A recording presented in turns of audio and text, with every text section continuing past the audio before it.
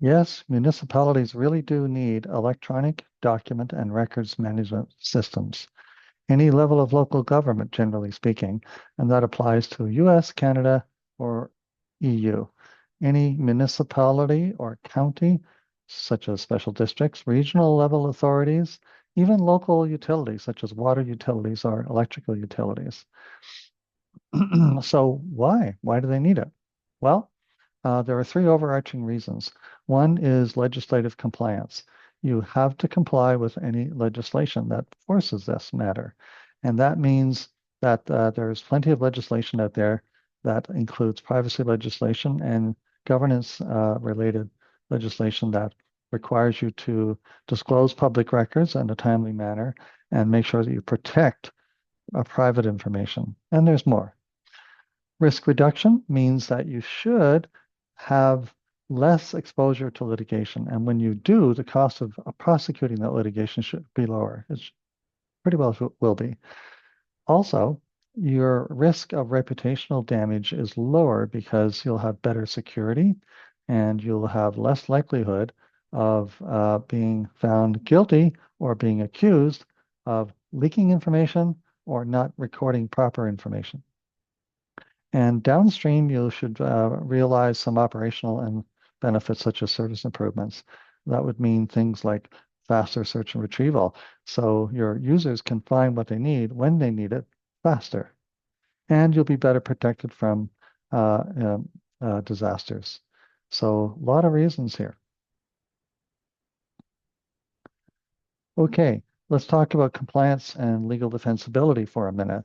There are plenty of state and provincial laws that require municipalities to operate formal records management programs. And you've been doing that for years, but are you doing it now for electronic records? That's the key, right? So the amount of paper records is shrinking, the amount of digital records is rising, and that's where you need to put your focus. That's what EDRMS is all about. This legislation generally requires municipalities to adopt and enforce formal retention schedules.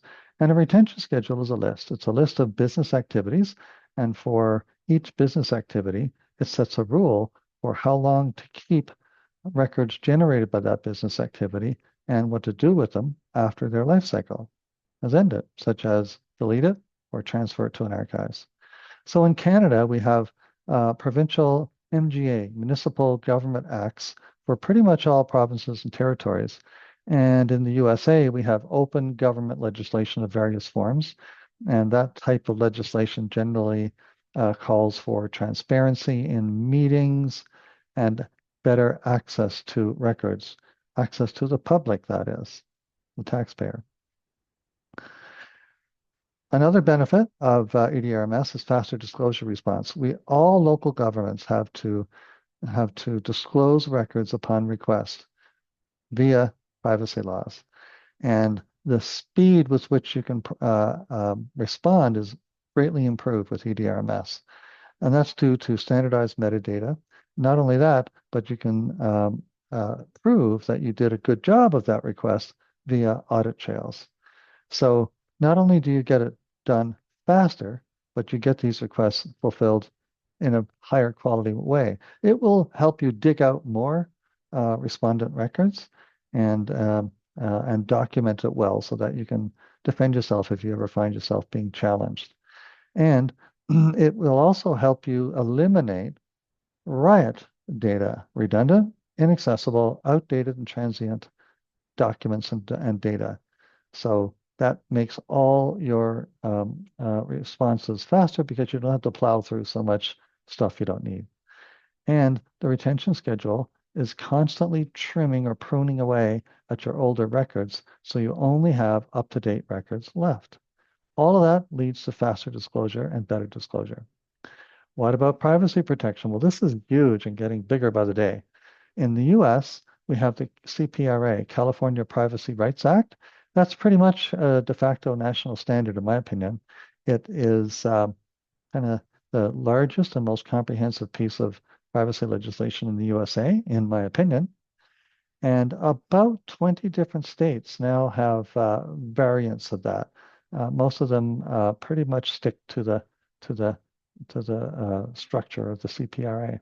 And on top of that, we have various pieces of legislation in different sectors, such as the health sector has HIPAA, Health Information Privacy and Protection Act.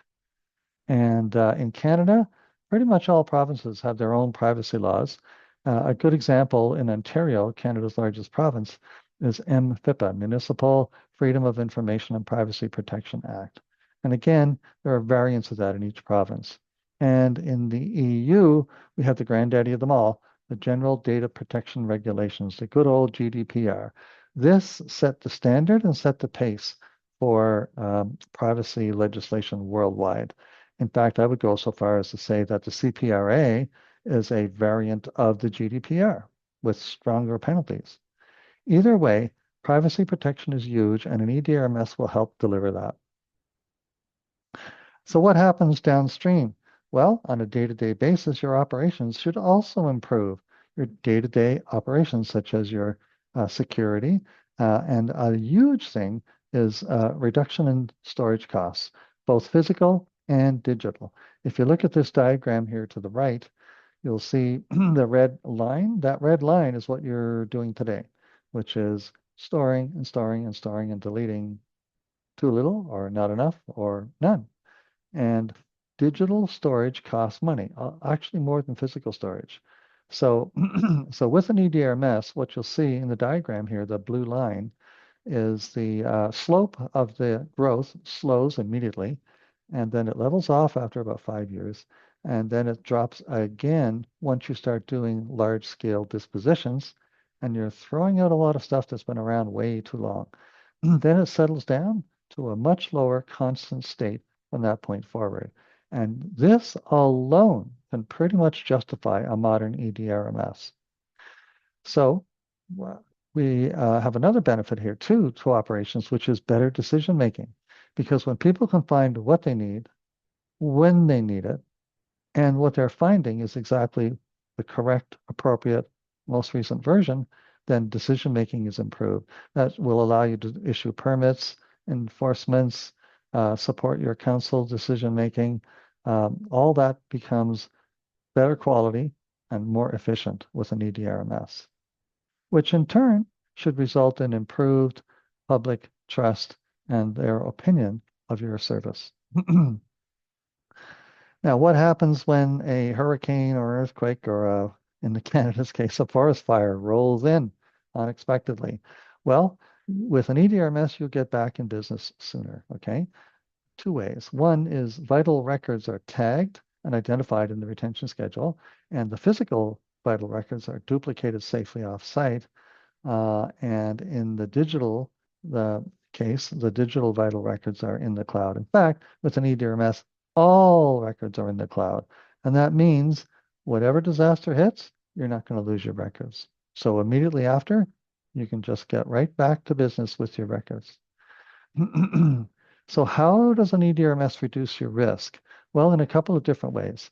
One is reduce risk of sanctions. Sanctions being you broke a rule from a regulator, right? You didn't respond to a records request quickly enough, or you didn't find the documents you should have found, or something like that. Well, an EDRMS makes the chances of that a lot smaller because your records are immutable, which means they cannot be deleted except by disposition at the end of their life cycle. So you're not going to lose records either nefariously or accidentally. It'll support really strong defensible discovery, and you'll have good, strong legal holds in place when you need them. So that all helps reduce sanctions. And another thing that helps reduce is risk of reputational damage. And I've got two examples here from Canada, a huge and pretty recent example. During COVID, Canada paid about $60 million for a cell phone app called ArriveCan for visitors or returning residents coming across the border. And the number was suspiciously high. So the auditor, the federal auditor, decided to step in and take a look. Guess what? No records. Those were embarrassing headlines for the government. I don't think they've ever really fully recovered from that. And in the case of the U.S., we have the water crisis that hit Flint, Michigan several years ago. A similar story. There were no documents or records to support the decisions that were taken there. So, what exactly is an EDRMS? Well, you have to realize that it's a combination of two technologies. One is ECM, Enterprise Content Management, fancy marketing for document management. And by far the most prevalent example would be Microsoft SharePoint. And you have a second technology, which is modern records management software. And for SharePoint, there are 5 of them on the market, one being Purview, made by Microsoft, and 4 competitive products. There are others, but in my opinion, these are the leading 5 solutions right there in the marketplace. So you have to acquire and combine both technologies together to form one EDRMS. So what's inside an EDRMS? Well, the retention schedule is number one. It's got to enforce that retention schedule, so it has to be in the EDRMS in a machine readable format. And number two is it has to have an automated process whereby users just put documents into SharePoint and they are properly declared as records, made immutable, and classified against the retention schedule automatically without user involvement. That's really important, very important. All modern EDRMS solutions do that. And finally, the third and final feature is disposition, which means what do we do with these millions and millions of digital records at the end of their life? It's formally called disposition, which means they will be deleted in a non-recoverable fashion, but only in strict adherence to the official retention schedule. Okay? And that's called compliance. So how do you get there? Well, we recommend 2 steps that you should take. Number one is start learning right away. What are EDMS systems? What would it look like in your organization? How do you measure and prove that the darn thing is actually working and that it's delivering compliance like it's supposed to? There has to be a way to measure it and prove it mathematically. And how do you make sure that you avoid the common 2 fatal EDRMS deployment mistakes? Yeah, too many EDRMS projects are out there that suffer from at least one of these 2 mistakes. And what does it take to deploy it?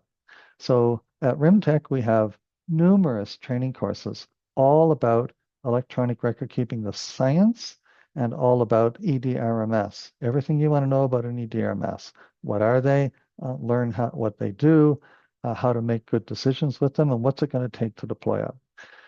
And then ultimately, when you're ready, here at RIMTech, we also offer consulting services that help you acquire and deploy. We're vendor neutral, so we can help you with vendor selection, product selection, and analysis. We will help you build retention schedules that are suitable for this.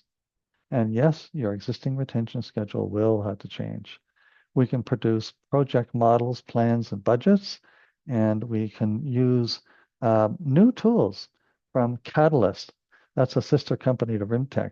We use Catalyst deployment tools to shrink the time frame and the cost of an EDRMS deployment significantly.